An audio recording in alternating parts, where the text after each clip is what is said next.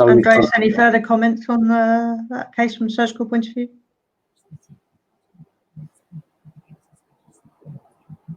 Still not got the best connection. Okay, let's move on to the next case then, shall we? So just for the audience, I think we've decided to carry on with the case discussions for the moment, and we'll have a break before the next session and the forward lecture.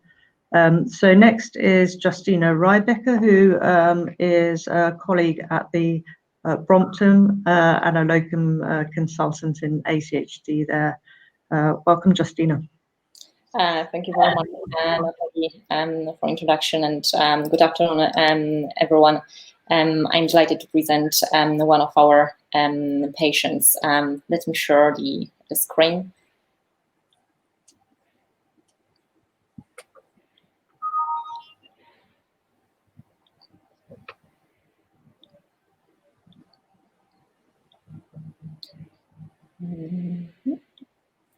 All right. Can you see my presentation? Yep. All right. So the patient I'm presenting, it's a 29-year-old male with the blood group A positive, BMI of 24, and negative HLA antibodies. His background is pulmonary atresia with subaortic VSD and persistent left superior vena cava draining to coronary sinus. He underwent at the age of 2 days right-sided BT shunt, and 3 years later the left-sided BT shunt in Portugal, and that was followed by surgical repair of the pulmonary atresia with VSD closure in 1997, and he at this time he had implanted pulmonary homograft between the right ventricle pulmonary artery, and the bilateral BT shunts were ligated. Because of severe pulmonary homograft stenosis, he underwent subsequently melody valve implantation in 2008, and also had the right pulmonary artery stenosis that was stented 2011. It was 2015 when he had out of hospital VF cardiac arrest, and he had ICD implanted. Few months after, when he came for his follow-up elective echocardiogram, he was found to have severe mitral regurgitation, the mechanism of the ruptured cord, and he was referred for urgent surgery to replace his mitral valve, and as also he had moderate to severe tricuspid valve regurgitation that was repaired at the same time. From after that, he's been for a few years stable. However, he developed with time severe aortic regurgitation and also severe LV impairment that actually preceded the aortic significant aortic valve regurgitation. So that is his current status, severe AR and significant LV dilatation of severe LV dysfunction with the ejection fraction of approximately 30%, and otherwise his RV systolic function is mildly reduced, and he has good function of the mitral prosthesis and melody valve. From comorbidities, he's slowly resolving sarcoidosis, and that was diagnosed back in 2015, 2016, when he had his CT scan around the time of the cardiac arrest, and he was found to have the right upper lobe nodularity with also intrapulmonary lymphadenopathy, and that was considered in keeping with sarcoidosis. Following that, he had the PET CT scan, which also showed FDG uptake in the heart, lymph, intrapulmonary lymph nodes, lungs, as well as spleen, and that was again suggestive of sarcoidosis. Currently, He has progressive shortness of breath on exhaustion, tiredness. He remains in YHA class 3, and being able to walk a short distance on the flat and not more than 1 flight upstairs. He's from social background, non-smoker, and doesn't abuse the alcohol, has no history of illicit drug usage, has been compliant with the medication, had to stop his job that was quite physically demanding, and remains jobless for the time being. That is his ECG, quite recent, which shows sinus rhythm, as we can see, with the 1st degree AV block, left axis deviation, right ventral branch block with signs of right ventricular hypertrophy, and he ventricular ectopic. His echocardiogram, I will show you a few clips. He has, as I mentioned before, a severely dilated LV with the ejection fraction calculated at 30%, and severe aortic regurgitation, and otherwise his RV is mildly dilated with mildly reduced function, a good function of the metallic mitral valve prosthesis, and also good function of the melody valve. And we can appreciate here the function, the size and the function of the left ventricle, and his aortic regurgitation, and I also copied here his core chamber to have a look at the function of the right ventricle. We performed CT to look at his lungs, and this showed no evidence currently of pulmonary sarcoidosis, and has also no coronary artery disease. Stent in the right pulmonary artery is patent. We also added at the same time triple phase liver CT, which showed no macronodular cirrhosis, and we could appreciate his left-sided persistent left superior vena cava, and we can see it here on the 3D reconstruction. Because of his background of sarcoidosis, we repeated his PET-CT, and this showed no increased FDG activity, suggesting that there is no longer active sarcoidosis. He had the cardiac catheter done, and this showed the mean pulmonary artery pressure of 26. The wedge pressure was 20, and his right HR pressure was 12.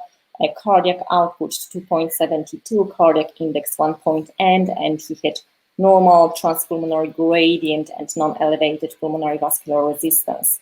On his routine bloods, his creatinine was 72, urea was mildly elevated at 8, and his synthetic function of the liver is preserved with non-elevated gamma GT, and his BNP was 321. With his more detailed and in-depth kidney assessment, his 24-hour creatinine clearance was good, it was 97, and the appearances of the kidneys on CT are unremarkable. Also coming back to liver, apart from the no evidence of macronodular cirrhosis, also we couldn't see any evidence of suggestive evidence of pulmonary hypertension, and he smelled 11 scored 9. He had lung function test done, and this shows a mixed restrictive and obstructive pattern, and this has been stable over the years. He was discussed on the sarcoidosis MDT, and the consensus from the meeting was that there is impression of the slowly resolving sarcoid, as we consider him for the heart transplantation. They commented that this shouldn't be a contraindication for the heart transplant, and reduction in the lung function test I mentioned was noted already back in 2011 with no significant change, and TLCO may be reduced because of the cardiac dysfunction. So to conclude, he's 29-year-old male patient with the background of repaired pulmonary atresia and the VSD. He had 2 previous thoracotomies and 2 sternotomies, has stented right pulmonary artery with no evidence of obstruction. I apologize, I forgot to mention that on the CT we could also see 3 small macas arising from the descending aorta to the right lung. And he has currently severe left ventricular dysfunction with the severe aortic regurgitation that he developed after we knew that he had already severe LV dysfunction, so even at the time when his aortic regurgitation was mild. His progressive exercise intolerance remaining NYHA class 3, has low cardiac index with normal pulmonary vascular resistance, and his sarcoidosis is slowly resolving and it's not active. We had we discussed him several times on our meetings to find what would be the best further management, and the outcome of our discussions in our ACHD team and together with advanced heart failure and the transplant team, we felt that conventional surgery would be high risk, and also that even if the short outcome is, if the surgery is successful in the short term, the long term outcome would be best uncertain. Therefore, we proceeded with the assessed as he was assessed for transplantation, and we proceeded with the transplant MDT discussion.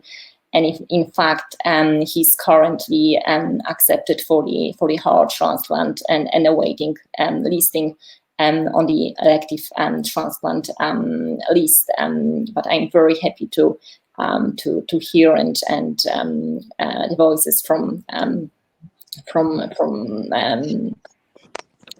panel and our audience. Great. Thank you, Justyna. This is a great case. Can I just ask what you felt the mechanism of the AR was?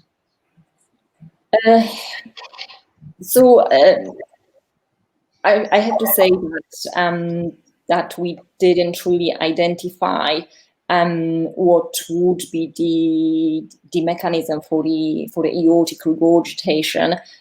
He didn't have in the meantime infective endocarditis. That could be the generation of the valve. But we couldn't also appreciate any leaflet perforation or on the imaging that we performed. Okay, Professor Wald. Yes, thank you. A couple of comments. Number one, is he remaining on immunosuppression to keep his sarcoid quiescent? So the transplant team was not, and both the sarcoidosis and the transplant were not really concerned from the future immunosuppression. And currently he's not on any treatment for the sarcoidosis. Okay. One comment. Excellent job making 2 rare diagnoses in a patient. Sarcoid is very, very often missed.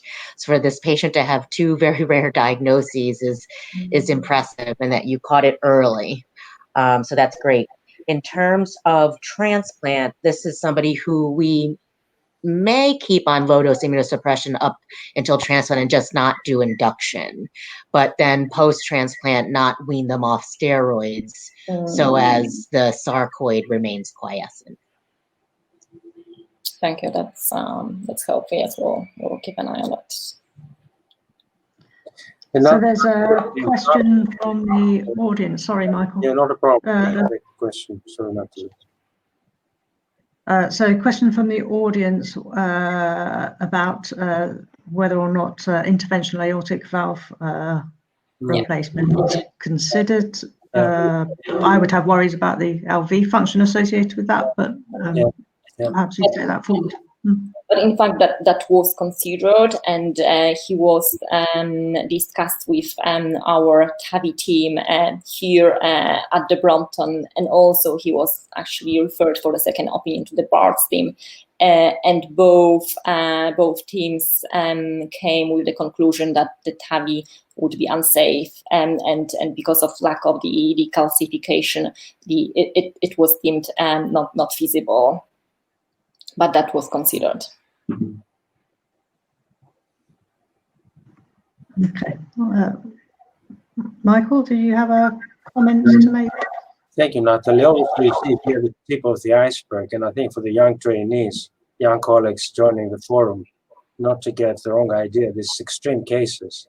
29 with tetralogy in big trouble discussing transplantation. This is not what is expected of the vast majority of patients.